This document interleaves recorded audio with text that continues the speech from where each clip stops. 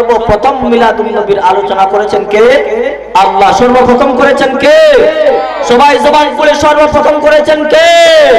ওই আয়াতের মধ্যে সূরাতুল আল ইমরানের 81 নম্বর আয়াতের মধ্যে আল্লাহ তাআলা সর্বপ্রথম তার হাবিবের মিলাদের আলোচনা করেন।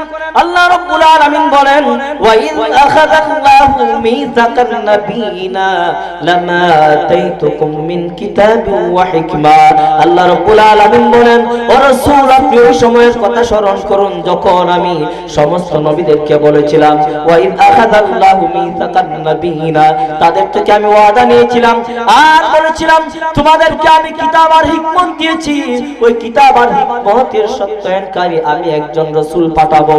লাকাদ ওয়া ইয আখাযাল্লাহু মিযাকান নাবিয়িনা লামা আতাইতুকুম মিন কিতাবিন ওয়া হিকমা সুম্মা জাআকুম রাসূল।